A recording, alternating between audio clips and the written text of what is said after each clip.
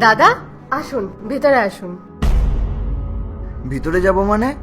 আরে আসলে আমি বসে আরাম করে শাড়ি দেখতে চাইছি। আসুন, ভিতরে আসুন।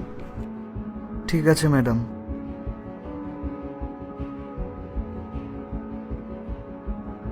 দাদা আপনি এখানে বসে শাড়িগুলো দেখান।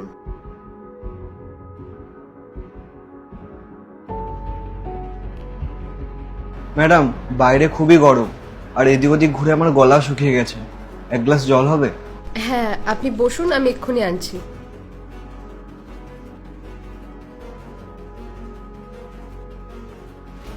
ধন্যবাদ ম্যাডাম।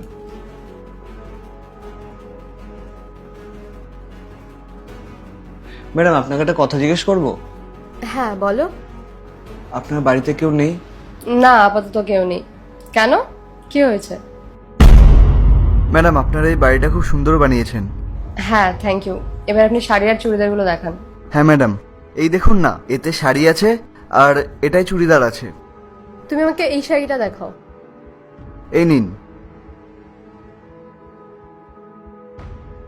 আচ্ছা ওটা দেখাও দেখি। ঠিক আছে ম্যাম, এই নিন। ম্যাডাম, আপনার স্বামী কি করেন? আমার স্বামী ডক্টর। কিন্তু কেন, তোমার কি দরকার? না না ম্যাডাম, আমার কোনো দরকার নেই, আমি এমনি জিজ্ঞেস করছিলাম। আচ্ছা আপনি একটা কাজ করুন, এটা রাখুন, ওটা দেখান আমাকে। এইটা ম্যাডাম? না না, নিচের রেড কালারেরটা। ও আচ্ছা, এই নিন। আচ্ছা ম্যাডাম, আপনার স্বামী তো তাহলে ভালো টাকা ইনকাম করে? হ্যাঁ আমার হাজবেন্ড ডক্টর, ও ভালো টাকায় ইনকাম করে। আর আপনিও তো শাড়ি বিক্রি করেন, আপনারও নিশ্চয়ই ভালো টাকায় ইনকাম হয়। এই শাড়ি বিক্রি করে মোটামুটি চলে যায় আমার। আচ্ছা ম্যাডাম, আপনার স্বামী এখন কোথায় আছে? আমার হাজবেন্ড। আচ্ছা আপনি এসব কেন জিজ্ঞেস করছেন, কোনো দরকার আছে আপনার ওর সাথে? না না ম্যাডাম, এমনি জিজ্ঞেস করছি।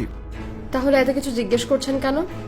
আমার হাজবেন্ডের আজকে ছুটি, ও ফ্রেন্ডসদের সাথে ঘুরতে গেছে, 4-5 ঘন্টার মধ্যেই চলে আসবে। ততক্ষণ আমি একাই আছি। ওসব ছাড়ো, এই ড্রেসটার দাম কত? এটা আমার খুব পছন্দ হয়েছে। এই ড্রেসটা, এটার দাম ম্যাডাম ওই 3,500 টাকা পড়বে। কি, 3500 টাকা এটার দাম? দাদা ঠিকঠাক দাম বলুন, শপিং মলেও বোধহয় এত বেশি দাম নেয় না।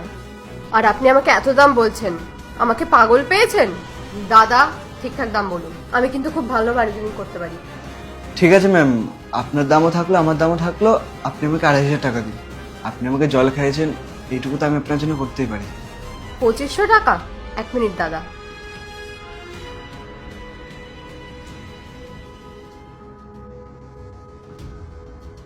এই নিন দাদা, 2000 টাকা।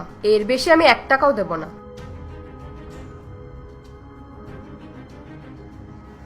ম্যাডাম, 2,500 টাকা তো দিতে পারতেন। দাদা এই ড্রেসটা 2000 টাকাই ঠিক আছে, 2500 টাকা না। আর ড্রেসটা আমার খুব পছন্দ হয়েছে, আপনি আমাকে দিয়ে দিন। ঠিক আছে, কম করে বউনি তো হলো।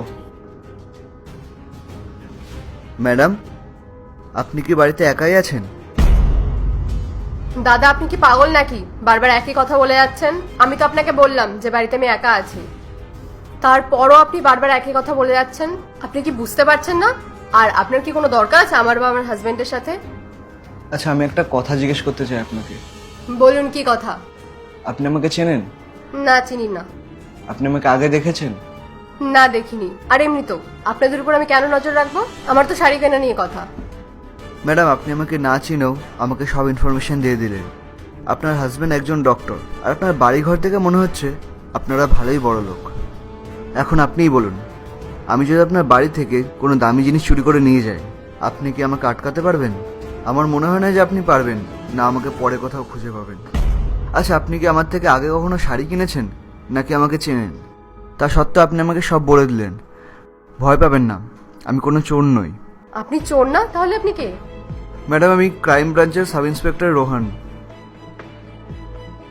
এই দেখুন আমার আইডি কার্ড। আর সরি ম্যাম, এইভাবে আপনার বাড়িতে আসার জন্য।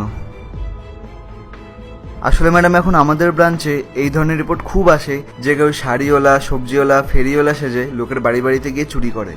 তাই আমরা ছদ্মবেশে সাধারণ মানুষের বাড়ি বাড়িতে গিয়ে তাদেরকে সতর্ক করার জন্য এই পদক্ষেপটা নিয়েছি। যদি আপনি অচেনা কাউকে কোনো ইনফরমেশন দিলেন, তারপর আপনার বাড়িতে বড় কোনো চুরি হলো, তখন তার দায় কে নেবে? ক্ষতি তো আপনারই হবে। তাই অচেনা কাউকে দেখলে কখনো বাড়িতে ঢুকতে দেবেন না। আগে তাদের আইডি দেখবেন, তাদেরকে ভালোভাবে জেনে নেবেন, তারপর তাদেরকে বাড়ির মধ্যে অ্যালাউ করবেন।